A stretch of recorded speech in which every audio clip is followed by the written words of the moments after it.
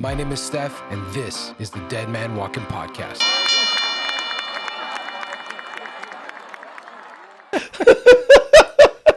I don't think there's a better way to start the show off than that. Lift here, lift here. It's a Miami special. You're getting too used to that beach, bro. Oh, my Lord. I love it. I I can't. Okay. So, look. We're going to kick it off. You ready? Do it. Let's do it. That's it. You're comfortable? I'm amazingly happy here. Dude, I am fucking so happy to have you on this show. I'm so happy to be here. It has been at least, 5-6 years? Before COVID, for sure. For sure. And you know what? For me, 5-6 years sounds egregious because for me, COVID was like a week long. Oh, it feels like it was last week. It was like it was last week. No, man, it's been 4 years. Like there's a black hole of time. Yeah, lost. Completely lost. I know I even traveled a bit through that period. I went to Morocco and stuff. But when you ask me like when that happened, it's always in like some space-time continuum of like 2020 to 2022. I can never pinpoint like when did I go? It's like a lost part of my life. It's like when somebody talks to me about what you did in the pandemic, I have to go like the whole what is that? The Doctor Strange, and I have to start doing this to get the green stone out and be like, what did I do then? Well, dude, you're here in Montreal, which you're not living here anymore. No, I am not. Now you are officially a South Beach, Miami guy, living it up. Like you're saying, lift here, lift there, looking all suave and shit. Yeah, the Botox. Dude, and there's so Still got to go to Turkey for this, though. Yeah. Right. I love everyone that's gone there. They take the pictures coming back, and all the flights coming back, everyone's with bandages. So true. It's mental. It's hilarious. They're doing them now in Dominican, apparently, as well. Oh, yeah? It's the next best destination. It's a little closer. It's way closer. Better beaches, I guess. Turkey, great food, though. But yeah, no, absolutely. No, I'm loving it. It's a change. I'm not gonna lie. I can imagine. But it's a good change. It's an exciting change. You know what it is? It's a city that's meant for hustle. You feel it. I was just because we have a condo down in Fort Lauderdale, and then we'll go down to like Miami, and then went to go and visit with a buddy of mine that was actually staying at the time in Miami or close to whatever it is. Mm-hmm. Anyways, and then we ended up meeting there. And the moment you even just cross into the city, there's a vibe. You feel it. Like in the car, you could feel it. There's like just something about it that, come on, there's a pace. It almost feels like a New York pace, but with a beach. You know, like with this like suntan. And like New York, there's always a pace, but they're angry. I was going to say a little bit less abrasive than New York, and a little bit more Latino. Just a little bit. A little bit more Latino. But dude, you have been working on so many things from the day I met you, and just even till now. There's always new companies being opened, always on the forefront of like technology with AI, working with marketing companies. You are releasing products. You are always into something. Even you're teaching at McGill, or you were teaching at McGill. Still am. You still are? Okay. I still am. There was so many things always happening. Yeah. So instead of me trying to like pinpoint like what the fuck are we going to talk about, why don't you tell me what you want to start with? Because there's way too many things that I'm not going to go and like pinpoint and pick at it. Like, what do you want to start talking about, and like what are you excited about now? I'm very excited about our new AI tool. That's what I'm really excited about. Listen, I think that I read a book not too long ago, Working with Love, and it really entered. I entered a phase of understanding a little bit more the deeper meaning, because I had to ask myself, after working during the pandemic, let me tell you, the pandemic kicked my ass. Why? What happened? My ass. So we have a family business that is in medical textiles. Yes. And, I've always had my companies for the longest time, everybody tells me, why don't you buy companies? I'm like, I like bootstrapping. I like building them. I like, what is it about that though? Like, cause I feel you. There's a thrill. There's a thrill. It's kind of like, you're seeing your baby grow up and becoming a person. And I think that's a whole other beast in itself. But during the pandemic, it was quite the nightmare. So, everybody around me was losing their jobs. And I remember it was a time period. It was very weird because 2019, 2020, the market was interesting. People were still making money. I think I was plateauing in some of my companies, and I was getting a lot of slack, by a lot of my friends. Like, why don't you sell your companies, get a normal job? Like, Like everybody. Yeah. Oddly enough, 6 months later, all those people that told me to get a job had no job. Yeah. Crazy, huh? And I have three. You know, it's fucked up, dude. I remember when, just thinking back of that period, 2019, I was still at CTV. And my portfolio was great. Clients were great. And then there was just something in me that was starting to say, Steph, like, you plateaued here, man. Like, you plateaued. And also, the industry itself is taking a beating. And you're realizing the potential of growth is just not there. There was so many things happening, and I made that shift and I said, okay, it's time to move on. And funny enough, I got like my new job at the time. I got it March 12th. I remember. And the 13th, like everything shut down, right? So I was shitting in my pants for a second because I'm like, I just left my career that I had built for the last decade. It's nuts, man. And now I'm walking into a brand new one, locked in my house. But luckily enough, like, thank God that happened because literally 90% of my portfolio died March 14th. Oh, I believe at it. CTV. Like, I believe it. Eventco, no shows. Yeah, it's true. All the retail stuff closed. All of it closed. Cars on the slowdown. Like, no, it was just complete. Restaurants, it all became Uber. Everything had completely changed. And so, like, I was lucky enough to walk away from it, but a lot of people were hurting at that point. Had they stuck with, whatever they were just working on and kind of always working on that same stuff every single day, 2020 was like a wake-up call for so many things. Well, no, absolutely. And I think that goes back to what I was saying before about that book that I read, because at a certain point, because of the beating that we took, I had to make sense of what I was doing. I mean, at a certain point, we all go through that whole, like, everybody wants to be a millionaire. But at the end of the day, there's a difference there. Like, let's put it this way, okay? Do you want to have quality of life? Do you want to be popular? Or do you want to be a millionaire? They're not the same. So I went with quality of life. But quality of life also meant to me building things that mean something. Yeah. Not just building things. Like, there's so many other businesses that I could have started up or bought into that would have made me way more money. You know how many people I know that started like OnlyFans management companies in the pandemic, and now they're like boy band rich. Yeah. So it's crazy. What we did is we ended up going to, the family called me and they're like, listen, you worked in government, you know ops, all, your thing is scaling, and the world is shut down, and yet we're getting calls, that they need isolation gowns and this and that and the other. So went into that, and within a couple of months, we were opening 2 new factories. We were one of the only companies in Montreal that were hiring. We had politicians calling us. They wanted all to do like photo ops because, look, a company in Quebec is actually growing. And we had politicians, we had diplomats, people from different walks of life coming around. And then by the same token as they turned on the flow, they turned it off and they went back to China. Isn't it crazy? It's like you think you're walking into this new business, and then all of a sudden, again, an external factor just takes you and throws you into another whirlwind, because you're like, we opened 2 new factories. Well, we had 3 in total. Okay, that's what I'm saying. And so, like us, there's a lot of companies, they're still going through it now where, you're getting bankruptcies and whatnot, and all because, there was a lot of promises made. I think that my takeaway out of the pandemic is the good work that we did, because I know that, the masks and the gowns that we did, one, went to help, frontline workers, people whose grandparents were sick, people whose, families were sick. The second thing was we were involved with the Quebec campaign to do reusable gowns. Mm-hmm. So we had an impact on reducing our carbon footprint and waste. Yeah. Yeah. So for me, that was the takeaway. And that's kind of what started steering me into the direction of, when you do things with love, there is an intrinsic value and the business makes sense.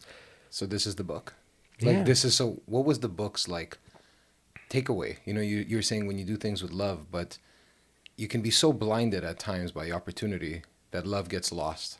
How do you remember that when the opportunity is there, especially business, right? Where nowadays everyone is so focused on bottom lines. All you hear is bottom lines and all this shit, the quarter, which is almost the antithesis of creating a business with love, because it's just about bottom line. How do you balance the business aspect and then the love aspect I of the can't I business. can't say there isn't a factor of luck in there, Mm-hmm. and a factor of, it's like dating the right person at the right time. It can be the right person at the wrong time, Yeah. the wrong person the right Right time. time, and then you hear all the nightmares. It was like 5 years to waste. And then Yeah, it's just the wrong person, wrong time. that's Like just that's a the great total shit show. couple of night stands, and you're good to go. Miami, Miami, I was about to say. and There you yeah, it's, tequila and a boat. So the I guess the reality there is, I see a lot of my friends now entering a new stage in life, and they're go. all wanting to become entrepreneurs now. People who I never thought wanted to become entrepreneurs, and they've all been having 9 to 5s, and but we can't lie to ourselves. We can't make a hobby our work. I mean, if you're lucky to make your hobby your work, that means it's paying your bills. Yeah.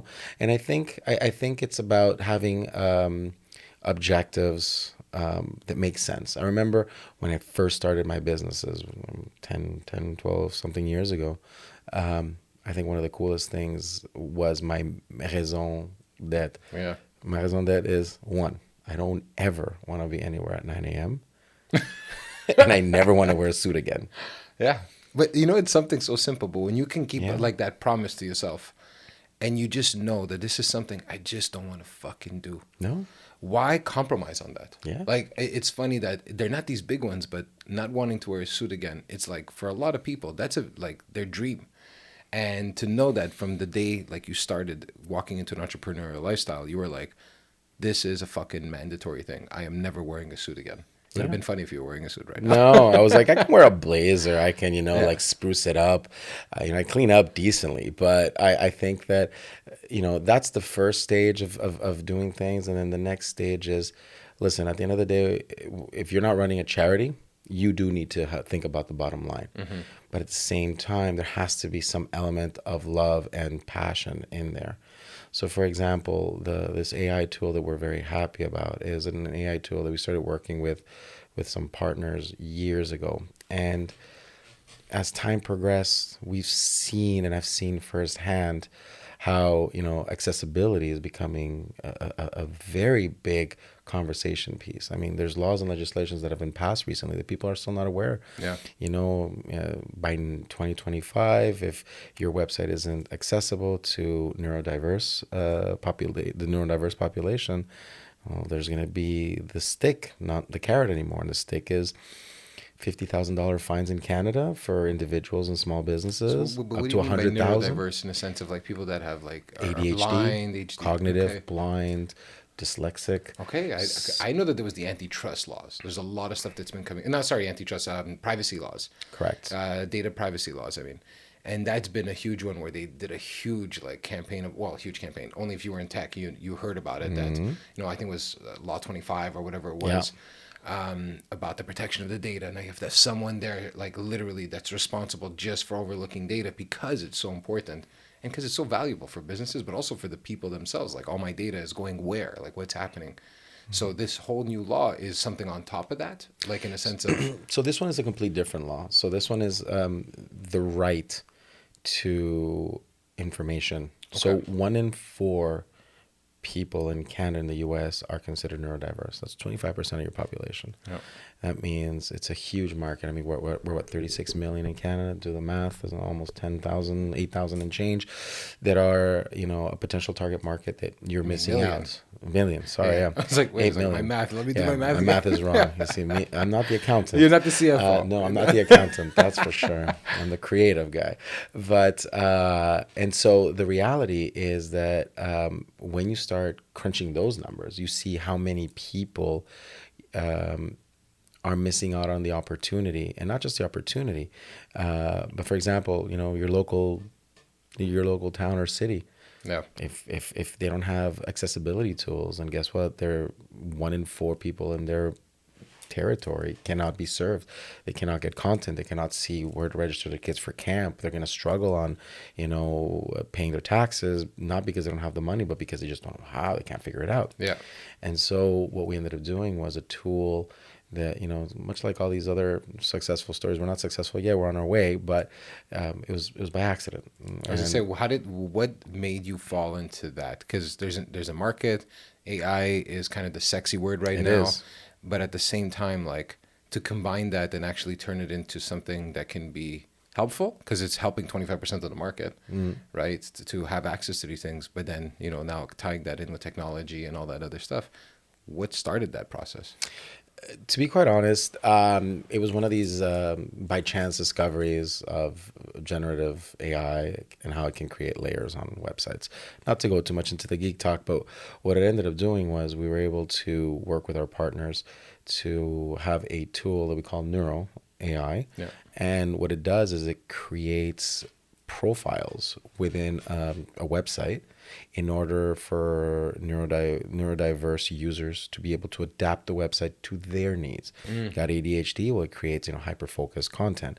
If you are dyslexic, well, then you can customize the spacing between the letters or the spacing between the lines. Wow. You can remove the images from all the websites so you're not distracted. You can make it monochrome. You can just put read-only mode. Things that are not heard of right now, and the reality is, the more you talk to people heart to heart, the more you realize that a lot of people that are neurodiverse, and you never thought about it. And then you now have to see things through their eyes as to, well, I didn't know this was available, or I didn't know I could get this from a website. Why? Because I have trouble with that website. It's too much graphics or too much, And so when we saw that, we started talking to our clients, which, in our software company, a lot of our clients are government and, school boards and stuff like that. And they were like, well, crap, why didn't you tell us before? We need something, because everybody's talking about accessibility. Yeah. But accessibility, they're doing it the old-fashioned way. Get an audit, get a graphic designer that's, WCAG standard certified, or AODA, what they're calling it in Canada, although that's just Ontario. But and doing it the long way. You get an audit, then you go into the website, and then you have to redo everything. Then you get an audit to certify yourself. Yeah. The catch is, the minute you put up a blog post, you lose your certification. Yeah. So, our tool uses AI to continuously remediate these things, which is great. And then it also has that extra added component of creating profiles, and we're not collecting personal identifiable information. I was about to say that. GDPR. Yeah. So why? Well, I understand, because, people may not be, some people may be self-diagnosed. Yeah. Some people don't want their insurance company to know. Exactly. And it's not personal. Exactly. Especially your health and journey. Whatever it is. That's a personal thing. It needs to be protected, and then also it can be weaponized if somebody would have that information. 100%. So for me, those were the big things, that if we can do something to help the population in general without causing more harm, we'll put the whole machinery behind it. And so that's where we're at now. But it's an amazing concept that you're working on. But I mean, how the hell did that start? Like, who said, hey, you know what, I want to start making websites accessible to 20? Like, that's not something, you just wake up and say, fuck, I feel like helping the neuro section of the internet and to help create, like, who thought of this idea? Or kind of, were there a bunch of, because you said Gen AI and a bunch of stuff, but I mean, it's still a prompt is necessary. So someone has to think of, like, I think this is something we could work on. How did that start? So I think the journey started when we started having these more in-depth conversations. Every company, every mission will go through a period where we're like, okay, we're just going through the motions. Yeah, you kind of ride a wave at a certain point. Just You forget that you're actually on a wave. You're just riding it. Exactly. And we got a request from a client saying, is there a way that we can make, using AI to, make our website, like more monochrome, or this for some viewer or whatever. We're like, yeah, we'll figure it out. Talked to some of our partners. We came with a solution, installed it, and then continued building from there. We goes, oh, why don't we just add this? And oh, well, this person, dyslexic, they could use that. Let's do that. And our partners in the journey were very, very much key members in this sort of mission, in order for us to be able to reduce the technological gap. Because I mean, these are things that, it's kind of like that disease nobody talks about, and it doesn't generate any money, so nobody's investing in it. So it's very fringe. And it's funny because the law passed the way we have the law now in most provinces and federally passed a year and a half ago. Oh yeah. And the fines are going to start next year. Nobody knows about it. I know. I'm talking to law firms and they're like, yeah, we're aware of it, but I'm like, do you have a tool? They're like, not yet. I'm like, you're waiting for the last minute? Which most businesses do till Yeah. they get a fine or they get the first tap on the shoulder. Correct. And then they're kind of like, oh, fuck it. It's maybe not that important. And then all of a sudden, once the next tap comes with a fine, they're like, oh shit, rush. We gotta change this now. Well, in the States, I mean, it's a more litigious market, but we have been in Florida for a while now and being meeting up with, potential, aggregators like law firms and whatnot. And I sit down with them and I say, hey, how many lawsuits do you have for accessibility? They're like, 30. Oh yeah. I'm like, oh wow, but the law has passed, but there's no penalization yet. Yeah. And they're like, yeah, well, people are benefiting from that because let's say you have a website and I see that you have certain instances that make it not accessible. Well, guess what? I'm going to sue you personally. Yeah. You're going to come back to US, me. Yeah. Well, that's it. You're going to come back to me and be like, listen, give me 18 months to settle it. Here's it, $1,500. Leave me alone. Exactly. I'm going to call my neighbor. I'm like, yo. Steph, let me tell you. Yeah. Go on this site. Do you want to go on a bender, go on a boat in Miami? Listen, $1,500 is going to give you. Just let's sue him. And that's the catch is because it gets settled out of court, there is no stipulation to not get sued anymore. Yeah. Until the law gets more punitive. Yeah. A lot of people are getting away with this. And so there is a huge market right now of people in the States suing individually companies in order to milk. Isn't it amazing? They're making money. It's such a funny, like every time I'm in Florida, I don't go often, but when I do, it reminds me the amount of billboards to just sue somebody. Fucking for anything, or they're hilarious. Some of them are hilarious. Some of them are absolutely insane, but it's a vibe down there, and it's something that's just part of the culture. I feel like now, like we don't have to go into the details of that, but it's just the idea, like saying that there's an opportunity, like whenever there's that opportunity to make some kind of money, they're jumping on it. Well, I mean, it is definitely a different hustle market. Yeah. I guess the opportunity is there because there's a lot less regulation for certain things. I think it's a little bit more on the American spirit of don't tread on me, let me do my own thing. Wild West, and it's we're a little bit more protected. Yeah. Sometimes I say a little bit more sheltered in Canada. Definitely more protected. But the reality is where there's a crisis brewing, there's also an opportunity. Exactly. We saw it during the pandemic. Now we have it with this tool, and at the end of the day, I think that the tool is going to make money. I'm pretty confident of that. But at the end of the day, it's not what I'm concerned about. It's the calls that I'm getting to go and give talks and lectures about accessibility and WCAG standards and how having an accessible website can help Monsieur, Madame, tout le monde, and that to me is doing things with love. Yeah. Because now you're seeing who you're impacting. It's there's the side of business where you're like for sure making money and that's great, but then when you know that actually the business is gonna help people have access to something, it changes it, and I'm sure it makes you want to stay up that extra hour to work on it. But no, but it's like because it's just different that that it's like a bigger picture. It's like maybe even leaving a legacy to change, and I don't know. Like for me, as I'm getting older, I'm noticing that there is the element of money you want to make it, but there has to be an element of like something that has to come out. Something good has to come out of this. What do you want to be remembered for? I don't know yet, but I just want to I want to know that what I'm remembered for is not something that is just personally for myself. Like it's just for me. I want to know. I don't know if maybe having a kid changed that. Like it already started shifting as I was getting older, and then having a kid, I think it did help me realize like, okay, there is more than just me. Like that definitely was a big shift, and so for me, like what I'm curious about is because I know you've worked in a million things, but if we dial it back, and go back to Baby Lewis. Oh my Lord. Baby Lewis, right? How did you get into the idea of entrepreneurship? Because it's not something that everyone grows up with. A lot of times we're told, go to school, go be a lawyer, go be this, go do that, and kind of put yourself in that mold. And you kind of went from the beginning always on this entrepreneurial side. So how come you went down that road? I think it has to be a combination of wanting to walk your own path with having a good support network. My family, they're all, well, my dad is entrepreneurial. My grandfather on both sides was an entrepreneur.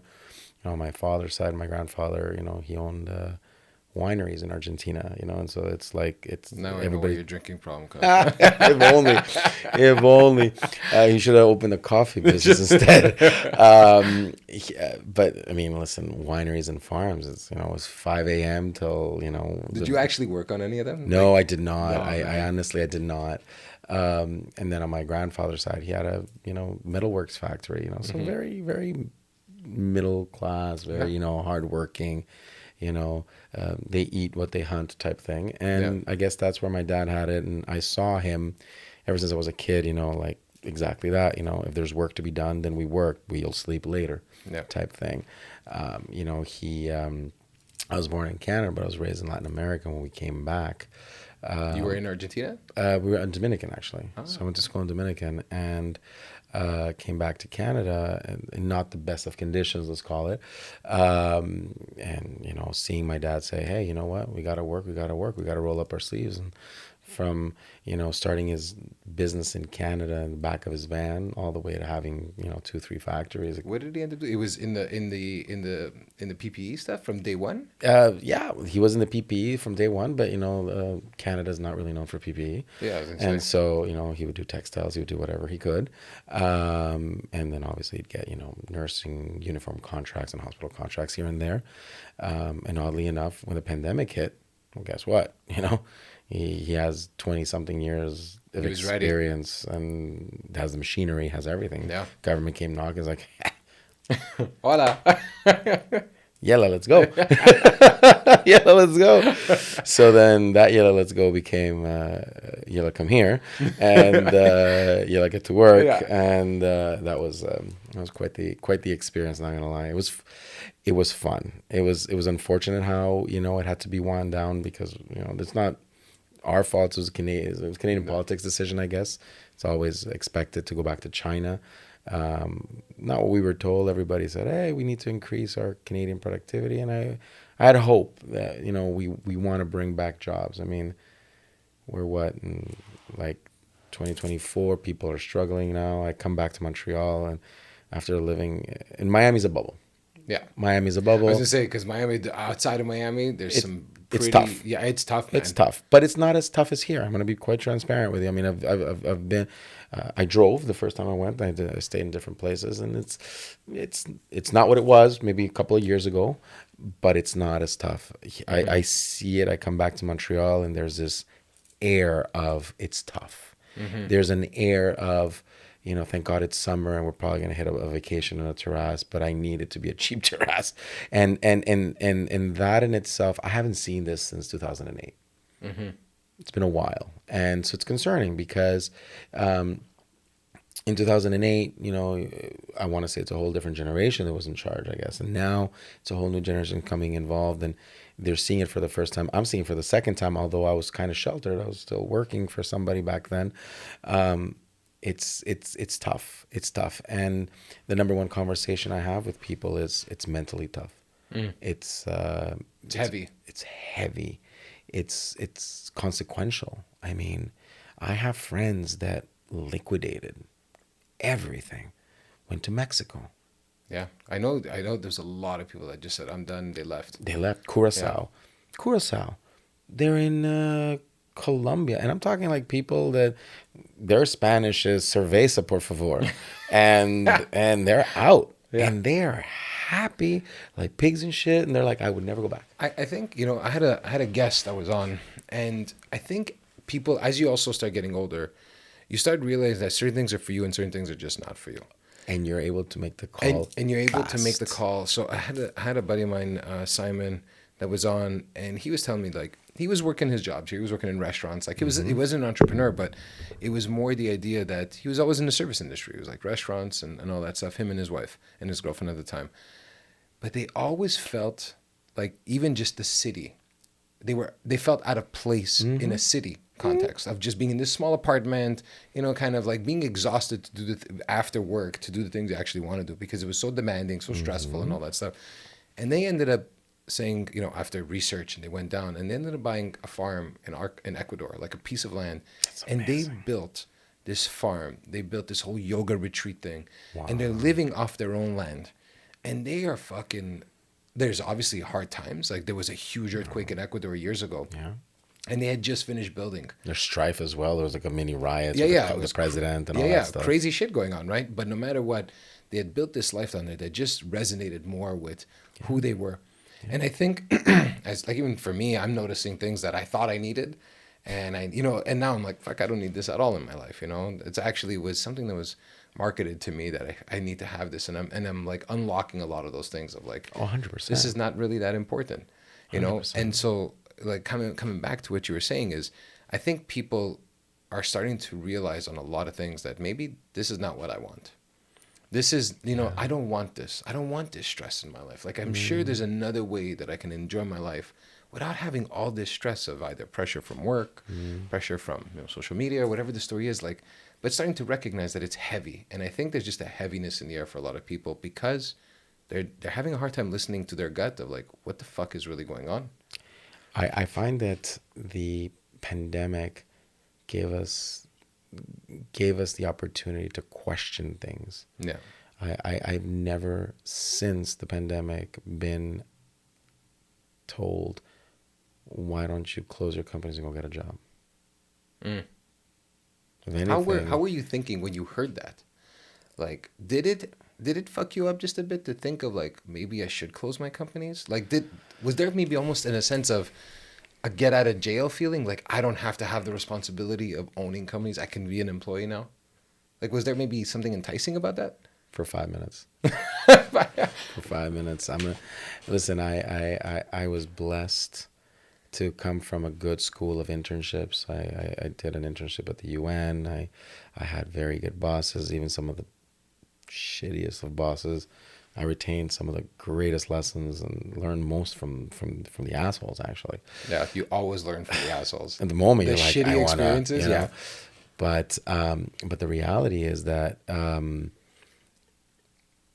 it's very hard to be the smartest person in a room, and if you're getting hired by someone, it's because you're bringing to them something that they lack. Mm-hmm. And I want to be the dumbest person in the room. I want to be surrounded by smart motherfuckers who are going to come in and tell me, hey, you know what? You've gotten it, to 25%, but here's the 75% you're missing. And I find that a lot of people, the challenge is it's my way or the highway. Yeah. And, we're not made to see 360.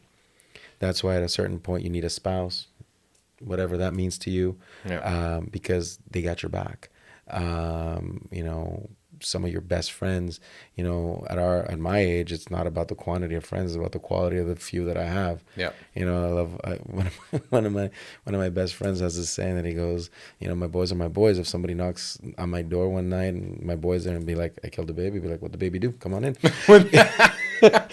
So that's kind of like, and you start noticing that at that point, you can be choosy about what you want to do and choosy about what opportunities you want to get involved with. And so that's why I spent 5 minutes on that. And, when a significant other or a spouse tells you that, you question it.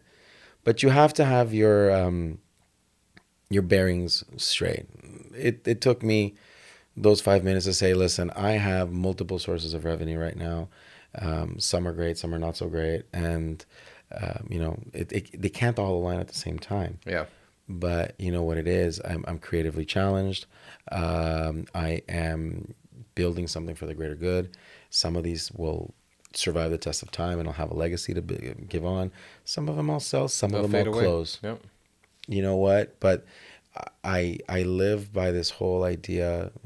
I don't think we say YOLO anymore, but I don't want to look. That's fucking old, dude. I know. Age me, boomer. But I don't want to look back and say I should have.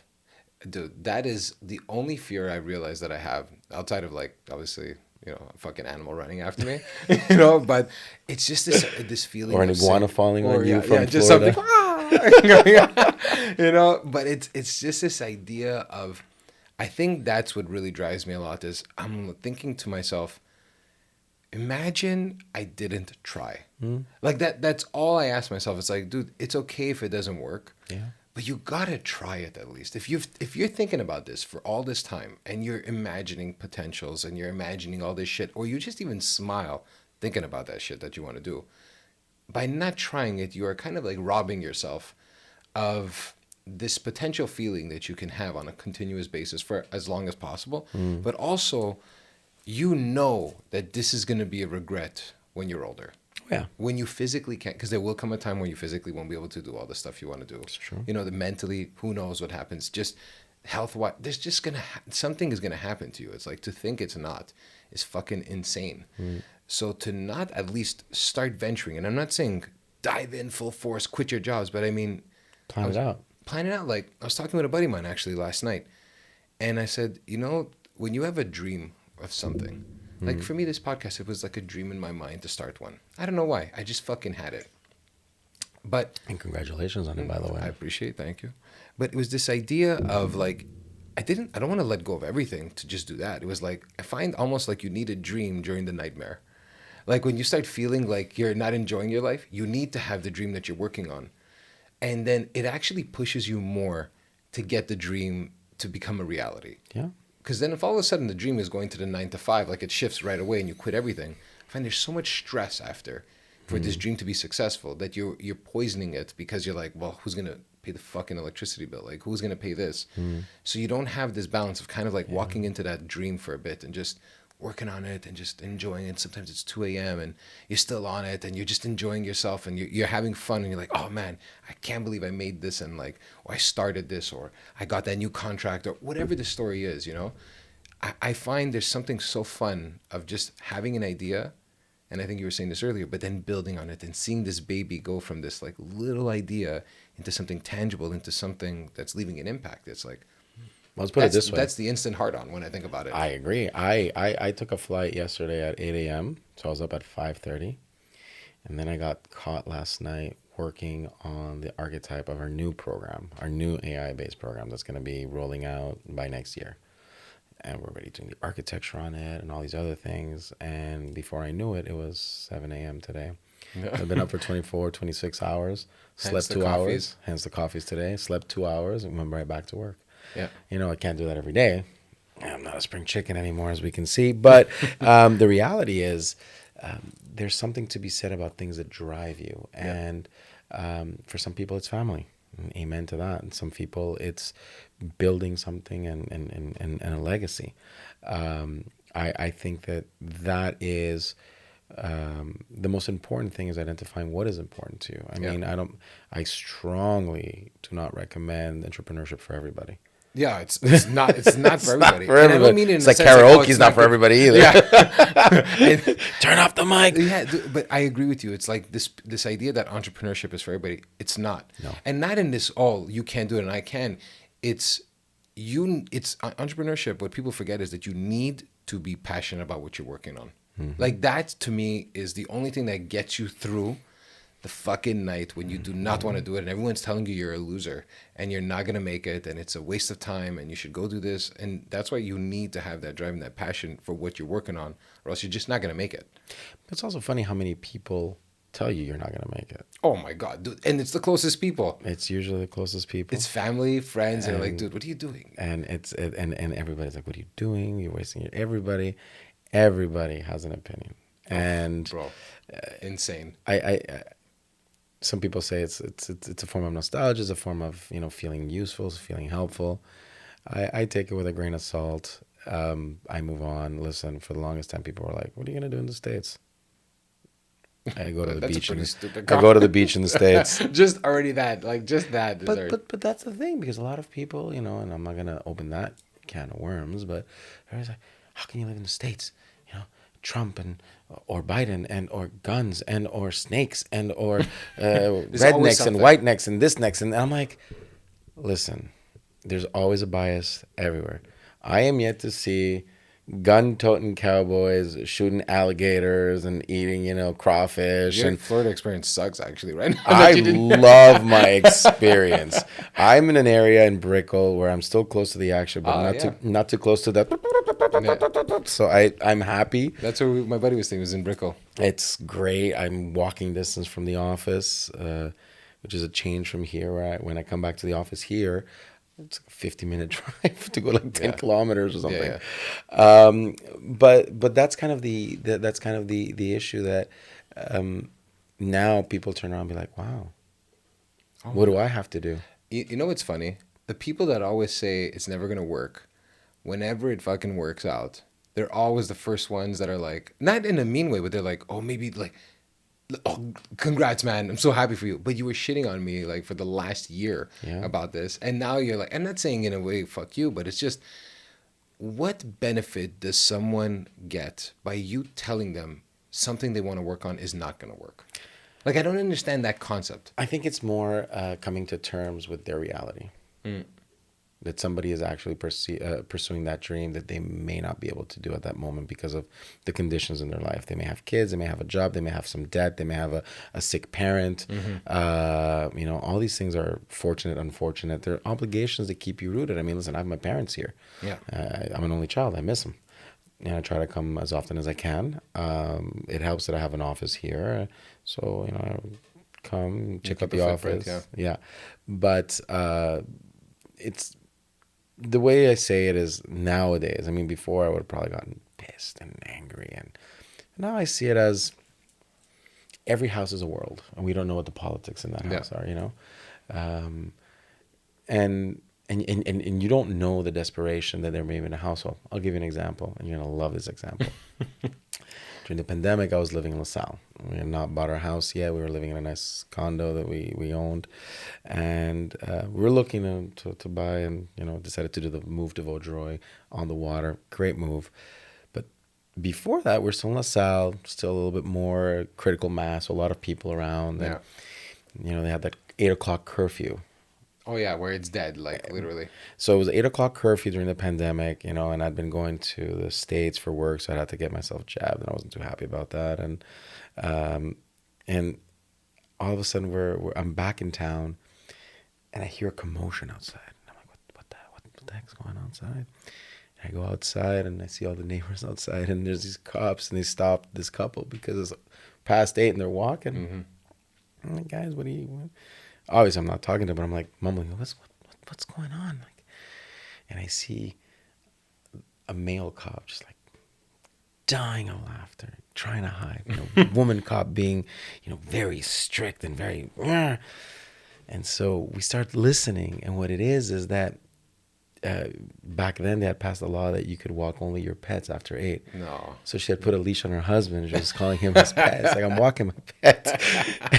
The cop's like, I'm having none of this. The guy cop can't handle it. He's in the car laughing. Everybody is like, get him, give him creativity points. We'll give him a ticket. They got fined anyways. I was gonna say, you hired them for the marketing company. I should. That was great. I was dying of laughter when that happened. But so desperation. Yeah, man. But it's funny you say that, like just talking about the marketing company. You have, I know you're working on the AI element of it, but you also have Blue Creative, if I'm not mistaken. Mm-hmm. And that's a marketing agency. It's not. It was. It's what? It's not an agency? I thought it was an agency. It's not. So it was way before the pandemic. What we ended up Blue Creative, what it does, it's web development, Web 4.0. Okay. Automations, integrations, machine learning, AI. We used to do elements of marketing, and that's how we started. We started with Websites Lite and did a lot more marketing. But you have to reinvent yourself, and you have to keep up with the trends and times. And I mean, I remember in 2015 or 2017, the challenge was you're competing against everybody that had a computer on doing SEO and social media. Yeah. We dropped those because we saw that there's people who are better suited to serve market without the overhead. So how did you make a decision like that? Because it's part of the core of your business, and all of a sudden you're like, I'm going to drop something that's the core of my business and not shit your pants a bit. Costco family packs of underwear is what I do. Depends everywhere. You woke up in the morning. If you worked at this Baby company, wipes everywhere all over the house. Hold on, there's a baby wipe right here. everyone here's your introductory pack to Depends. Exactly. No, it is. But that's the thing. That's why entrepreneurship is not for everybody. You have to be willing to take the gamble. It's an educated decision, but you live and die by it. And the same way that you flourish, you will also possibly fail. So, stop those services. And we went into services that were more advanced web. Things that, the Starbucks designer, how I call them, can't do. Yeah. Some people come and like, can you make me a website? Listen, I'm sure you can go to a Starbucks. I'm sure I can recommend you some people. We're gonna be out. We're gonna be out of your margin, out of your price range. It does not work. And so because of that, we grew in that direction. Our client base is a lot of institutional, at least for Blue Creative, it's institutional, it's governments, school boards, small, medium businesses more tending to be on the high end of the small. Yeah. We're talking like 5 mil, 10 mil revenue, stuff like that. I mean, we still do the small businesses, and it's my pleasure to work with them because, everybody starts somewhere. Yeah. But we went more into the software development. And then when we went into 2018, 2019, we started developing product because it's easier for me to sell you this mug than to sell you the possibility of making you a mug. Yeah. Because a lot of people don't know what, and then now you have decision fatigue. What do I want in a mug and this and that? Yeah. So we started going more into product, and that kind of went into part and parcel with developing some softwares, some applications SaaS apps that met certain needs for municipalities. Like we have a dog management tool and stuff like that. And then our NeuroAI, which is, our next AI product. And so as the attention span gets smaller, if you're explaining, you're losing. It has to be visually intuitive. It has to be in your face. It has to be that wow factor. So that's why everything that I work on has to be that holy shit, wow, this is so cool that I don't even need to explain it. And if I'm explaining it to you, it's only to add the extra cherries, The extra value to that it, you yeah. missed it, Yeah. but you already know what it does. At least you can see the potential, etc. It helps because people want to join that type of product. I get sales reps that want to join that product. They want to join that sort of like team. I get potential clients who are like, what?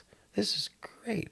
And feedback is huge. So that's kind of how we make those decisions. And now we're in Web 4.0. We have our AI tool. We're coming up with hopefully a new one next year. So little by little. It's funny because I feel like once you walk into the world, like you're talking about being an entrepreneur, it's easier to shift and not take it so personal because you realize that, okay, this is what the market's asking. This is what we're doing. How does this combine with what we want to do? But if you look back and you kind of go back in time, like how hard would it have been for you in the past to accept that something that you're working on is not good anymore and you have to move on? That's a very good question because I am old.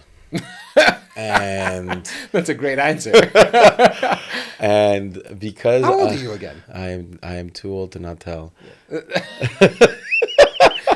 Yeah, I can't tell my age. No. It's actually funny because nobody ever defines my age because I have friends that are early 30s to me too. late 40s.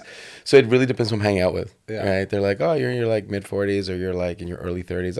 I've gotten, like 34, 35. I'm like, flattery will get you everywhere with me. What do you need? What do you want? When someone told me I was like 29, I said, dude, either you like are in love with me, but I'm telling you, I'm fucking in love with you. Yeah, thank you. Exactly. It's like, come to Poppy. I love you. But no, I'm in my early 40s. And so the reality on that whole rejection that you're talking about, I mean, it's a mindset, you know, like we all had that friend that was a player in their 20s, or, you know, and he was like, It's still in the 30s, it's a in the numbers 40s. game. It's like the more no's I get, the more yeses I want. And he has that creepy voice too, you know? Exactly. When you think about him He's now, got you're that. like, what a fucking creepy guy. He's got that, you know, like low Yeah. voice, and you're like, FM what are radio. you exactly? And you're like, what are you talking about? And that drove him. Yeah. This drives me. The fact that I can develop something and, you know, make it that aha moment. Now, granted, you know, for every great idea, you've had 12 that are Oh, fucking terrible. terrible. Sometimes when I think of some ideas that I ventured into, I'm like, what the fuck was I thinking? But I always took away something from that stupid idea. Yeah. That's the one thing Yeah. that I can say. That's why I feel like now there isn't really any stupid ideas anymore. It's like, Well, now it is. Now you can buy anything on Temu. but apart from just buying it, it's like I bought a egg peeler, and I got it, and it's a cup, and it says it's literally a plastic cup. Okay. They could have just bought it anywhere, and they're like, put water in it and shake the egg. I'm like, that's it. And does I it paid- work though? It's great. This is the best You're like, thing. this is the best fucking egg peeler It's the ever. best $4 I've ever bought. I was like, what? But you know what? You're like, But that's what I'm saying. It's like all these things. If you have like somewhat of an idea, just try it, because you have nothing to lose outside of learning that either you like it or you don't. One, and two, you don't even know what skill you'll probably get out of this that will be transferable Oh, into the 100%. next idea. And that's what I find 100%. like the key part is that when I was younger, I used to take shit like, oh man, it didn't work. I'm a fucking idiot. Like, you know, like, what the fuck? How come I can't work on something that ends up working out? But I've noticed that all those fuck ups ended up making me get into something else. And it was like, oh shit, this actually does work. I just didn't understand the real context of how to use it at the time. And so, like, when you think back now, like, you've had multiple companies. You've had all these things working out. Some of them, like you said, good. Some of them not so good. You know, how did you kind of motivate yourself or keep going every time it didn't work? it was that decision, that dating matrix. Again, going back to that creepy motherfucker. It's like the right person, right time. What's the right idea at the right time? Because I've had the right idea at the wrong time that wasn't fruitful, and then a couple of years later, somebody made it big, and I'm like, that mother. So it. Listen. Now that I'm looking back, I have a lot of my network, a lot of my close friends are founders. Some of them are up there in the boy band fuck you money, and others are doing very well, and others are still struggling. But it's not the smartest that make it. Oh no, it's never. It's never the smartest, and it's never the hardest working either. It's the ones that have luck. It's luck. It's a luck thing, and when I say luck, But that you kind make of your hurt. own luck. Yeah, I was just about to say that. You because make your that own hurts luck. the idea after. It does. If you just focus on luck, you're like, oh, okay, well, I'm It's not the right lucky. place at the right time. It's what it is. It's the opportunity. But don't you find Let's put it this way. Wasn't there a bunch of kids here in Montreal that sold $80 million of PPE to the Canadian government because they had a contact in China? And they were working out of their basement? It was all over the press. Yeah. They sold $80 million. I don't even know if they were Oh yeah, and they were 20. stocking up shit and They sold it It was just an opportunity, right? I know countless people who out west during the pandemic decided to sell a little bit of crypto when Bitcoin went crazy. And I know plumbers who retired at age 32 and they own plots of land in Whistler, 30 acres, and all they do is ski and party and ski and après ski. And it's the right time.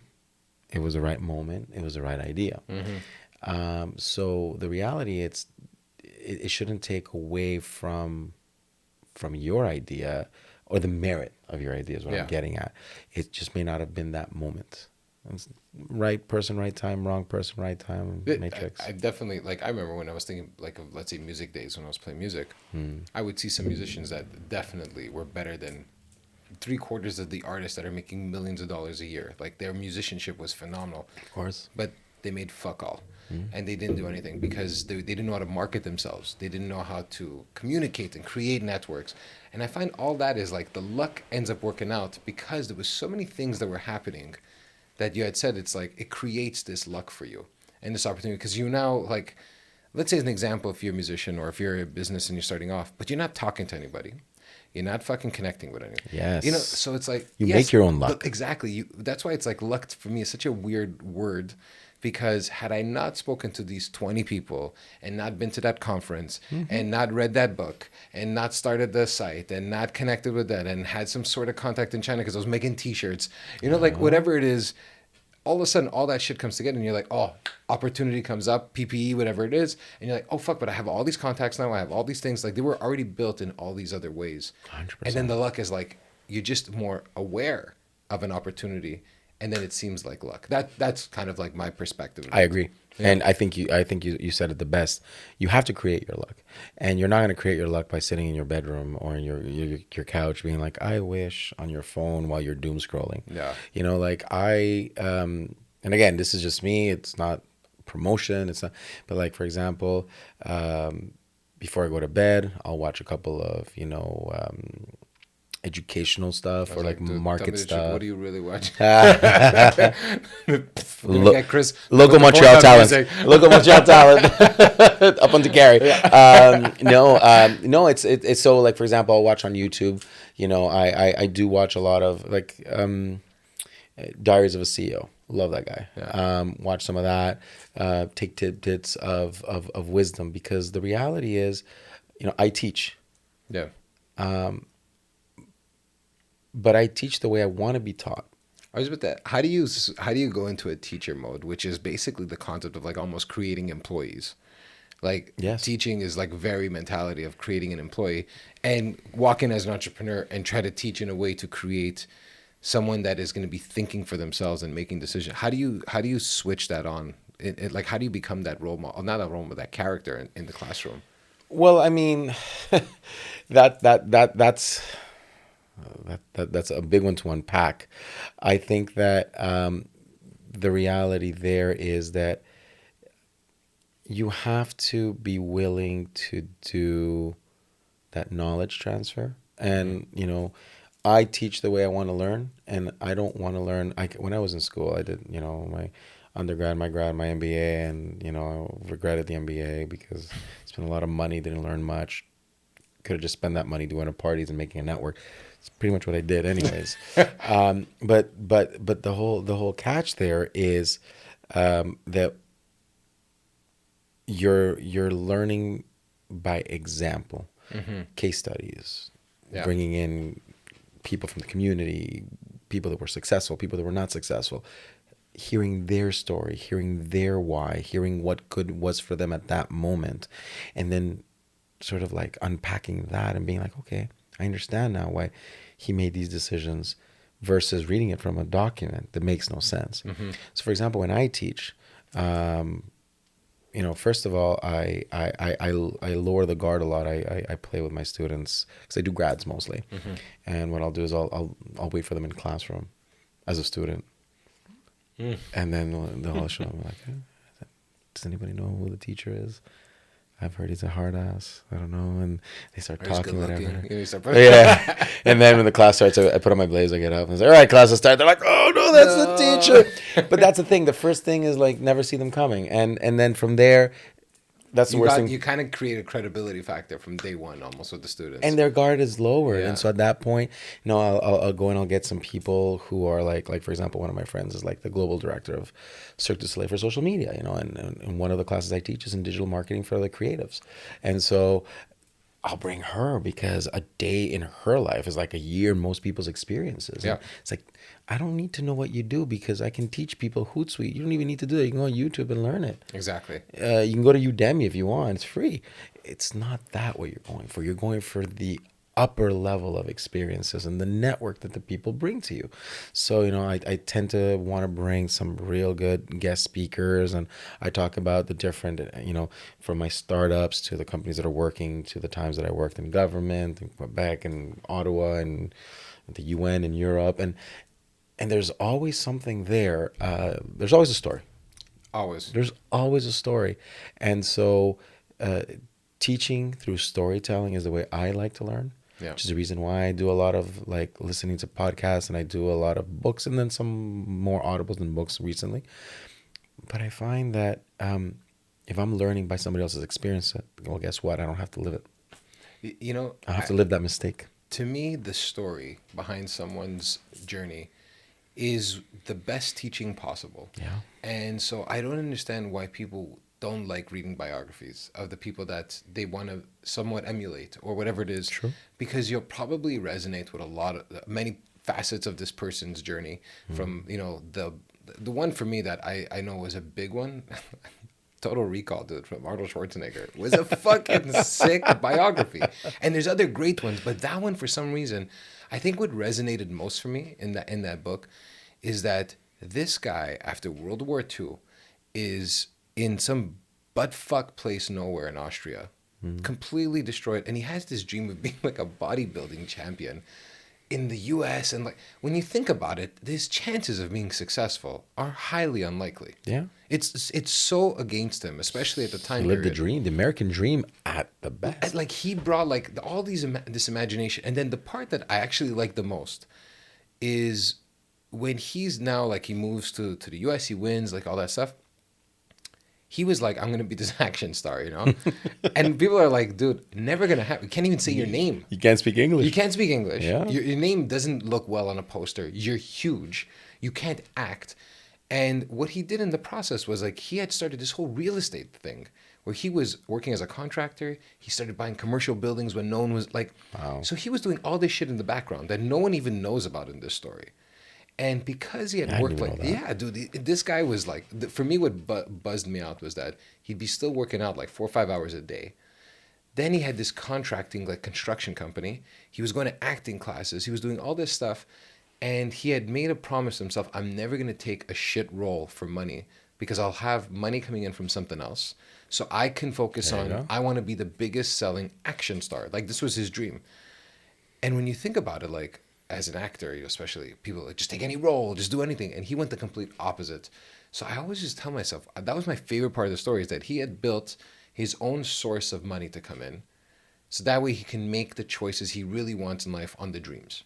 Agreed. And so to me, that book, like, reading that book, completely altered how I looked at how I want to live my life. And I would have never thought an Arnold Schwarzenegger book would have ever had that impact. But like, biographies and people's, how they came to be, like someone that you look up to or whatever it is, or you're interested in, I find it's like the best teaching tool. It's better than any textbook that I've ever read about business, Yeah. or anything like that. And it took the idea of what's important to me and how am I going to stick to my guns when shit really hits the fan. Well, listen, I love that you say that, because what I tell my team, you know, when we're doing hirings, and we're doing a bunch of hirings now, and what I tell my team is, you know, what I'm looking for is the individual. We hire slow. We don't hire massively. We hire slow. But I'm looking for the individual. And they're like, what do you mean? It's like, listen, anything we do in this company, we can teach. Yeah. You want to learn how to code Python? I'll send you to school. Yeah. You want to learn how to do accounting? I'll send you to school. No problem. I can't teach you grit. Yeah. I can't teach you tenacity. I cannot teach you to be balls out and take those opportunities and go for it and drive. And drive, I find nowadays, is the biggest factor that is missing in the equation. I find that a lot of people don't have that drive and motivation to do that extra step. Mm-hmm. And I find that as an entrepreneur, that's one of the things that you have to realize, is that I may work for free for many hours, and then I'll Fuck off for, yeah. my sort of passive income is going to be $500, $600, $700 an hour. Yeah. Right. And so the conversation I do have with a lot of young people when I'm in school, or when I get asked by McGill to do a couple of guest lectures on the younger ones, it's always like, well, who's going to pay for my time? And the first thing I tell them is like, guys, proverbial guys, I say guys in general, I'm old school. Your time is worth nothing if you have no experience. 100% of nothing is nothing. Nobody's going to hire you. But why? I go in and I can do something. It's like, listen, you have a cost, even if you're not getting paid. A manager has to be there. You have to be trained. You have a workstation. You have a computer. You're occupying, square footage. There's always a cost factor to anybody. Yeah. Right? So guess what? You are now competing on what? And if you don't know what you're competing on, then you're already losing. Tons of people come to me and they'll be like, oh, this is my CV, this is what I can, this is my background, and this is the money I want. And not once have they. I remember from when I was applying for a job. I was so fucking terrified. When I think about it, in my Yeah. 20s, dude, I like I'd be like, I'm gonna come in and tell you what I'm gonna get.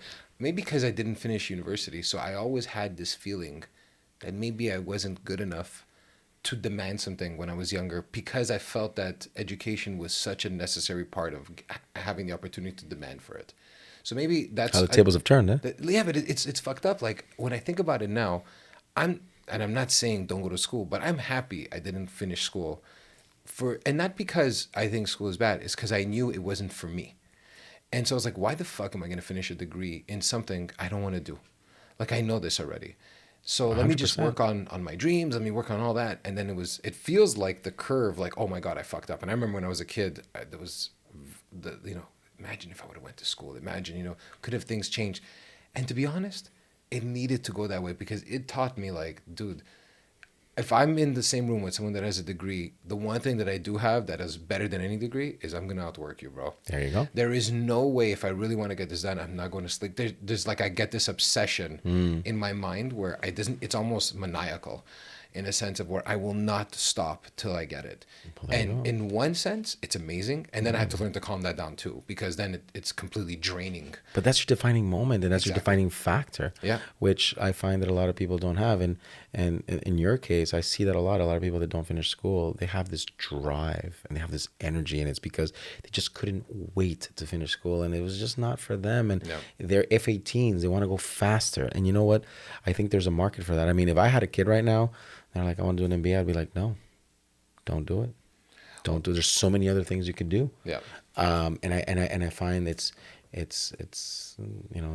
not. And there's another book that I would recommend. It's not how, it's who. I never heard that one. Who's it from? I'll have to give you the name. It's after, not but how, it's who. yeah, Okay.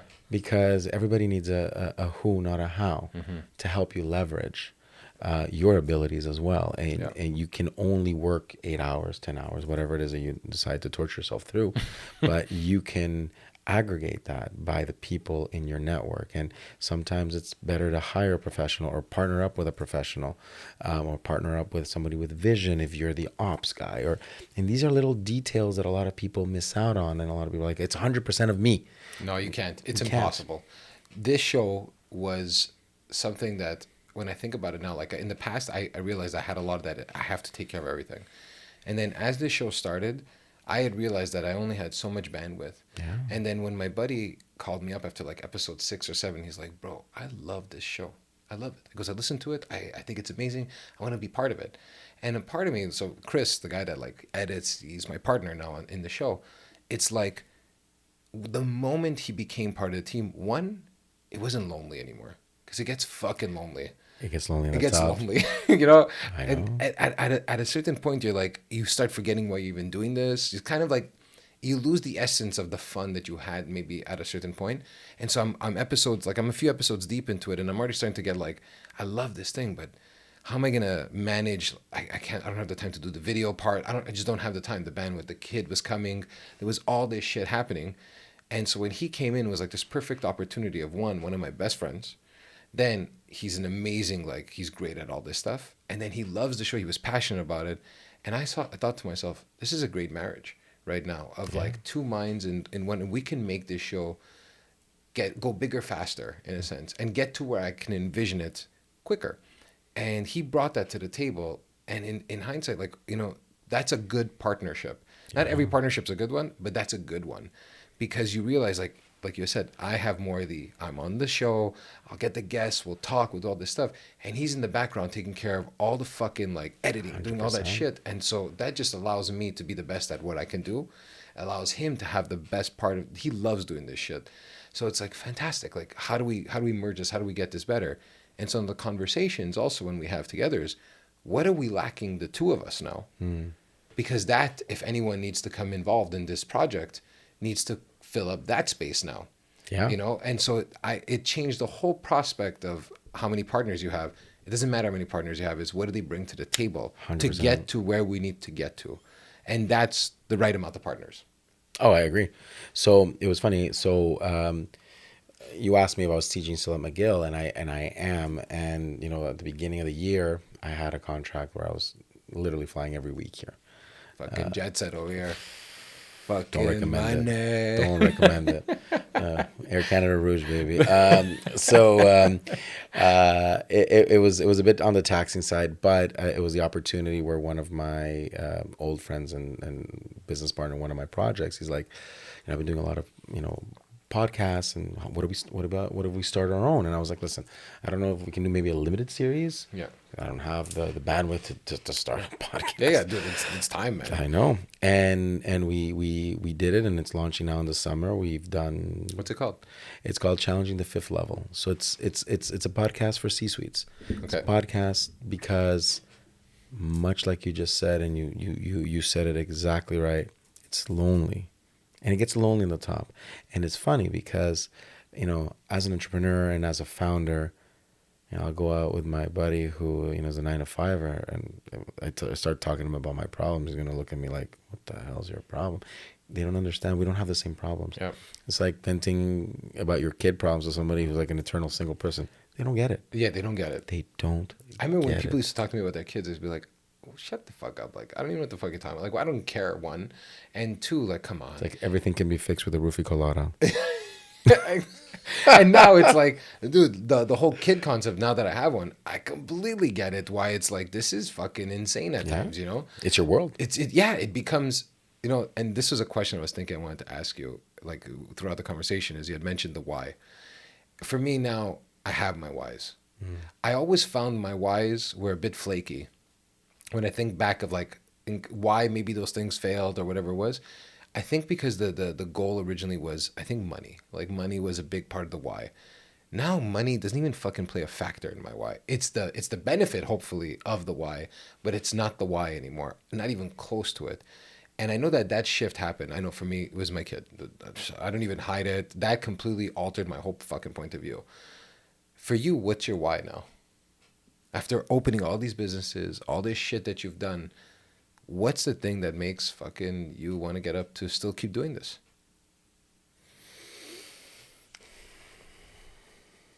The next best thing.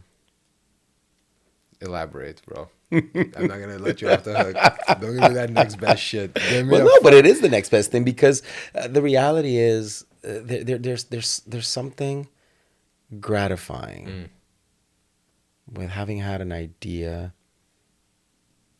and seeing it born, develop, grow, and then it's running on its own.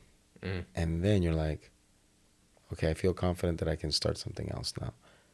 And maybe I'll be lucky enough to get a success like that. A lot of people are like, are you talking about kids? Because you're talking like having your first kid or second kid. Well, you know what? These are my babies. Yeah.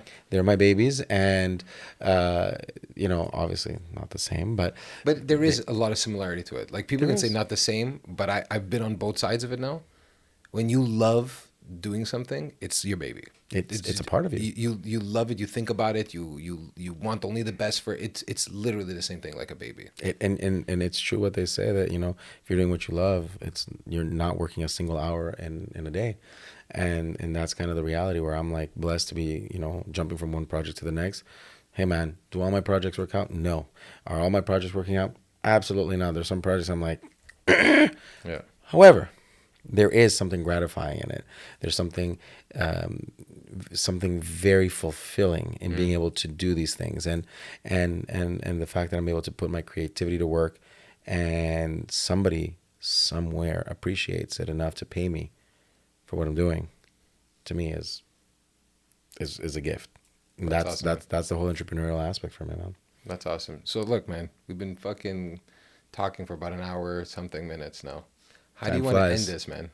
Time flies. How do you when want? you're How do you having want fun. people to remember you from this episode, or how do you want to end this? Well, the room's too small to go streaking, so Hey, dude, you do what you want, man. I'm not gonna stop you. It'll be the first time on the show. It's a Craig Ferguson moment. You have like a mouth organ, and so no, man. Listen, I think I hats down to you. I think that even though we've been a little bit in Worlds Apart because of the whole pandemic. I think that you're doing a great job here. Having done a couple of, my episodes of podcasting, I think that, what you do is great. You need to get more people's voices out there. You serve a purpose, even if sometimes we were like, it's more for fun. It's not. People that listen, they listen, and they're taking an hour or whatnot time out of their schedule to listen to what you bring to them, which is really cool, because then they're putting their trust in you to curate content for them. That in itself, to me, is a vote of confidence and a vote of respect. It's kind of like when I go to school, I teach, and I have a class 20, 30 grads. I'm blessed. I am there, and I thank them after every class because they've given me the opportunity to feel that what I do matters and I impart on something. And that's kind of what I would love to be remembered for, is what I'm doing right now, particularly with these AI tools and all these things. I mean, I'll do much crazier things, much more fun things that we'll talk over beers. But this Neuro AI tool that we have right now, to me, it's a game changer. It's going to continue being a game changer. We're probably going to start hearing more about it. And if I can just be just one more stepping stone in bringing parity to the market when it comes to the neurodiverse population, how they can get to see the world, because we take that for granted, then for me, that's mission accomplie. That's an amazing way to end this show. I just want to say one, thank you. I know you're super busy. Came fucking 40 minutes late because of your meetings. You make me wait. Fucking Hey, guy. it's a Vaudreuil to Montreal is not a small When you said you were coming from Vaudreuil, I said, this episode's only happening at 7 o'clock. But man, I know you're super busy. You're flying in and out of town. You have fucking McGill courses, businesses, new products being released, always working on something. So the fact that when we connected and we found some time, I was really happy, because I think you have a great story, one, and two, it's something that's a breath of fresh air when it comes to entrepreneurs, because I think you bring something that's really fun about being an entrepreneur, where it's always this idea of only hard work. It's like, no, man, you work hard, but you play hard. Have to. And have to. Have to. And I think that, to me, is what I wanted to make sure, like the people that are listening or watching can feel that. And that's it, man. And we're done. I think that camera just shut the fuck up. It's like, you're done. That's the wide shot. Thank God it's the wide shot that just shut up. At least I got this one. But dude, I just want to say, I appreciate that, and I think that it's you know what, it's refreshing to hear that, and listen, I always make time for friends, and I always make time for people with good missions and good causes, man. So thank you for having me, and I appreciate the time. That's it, man. Thank you so much for coming. No, thank you, man. That's it. That was awesome, man. It's been a while. It's been, the cool thing is that it just flows. Yeah, man. It just flows. If it doesn't flow, it's not good. No, of course.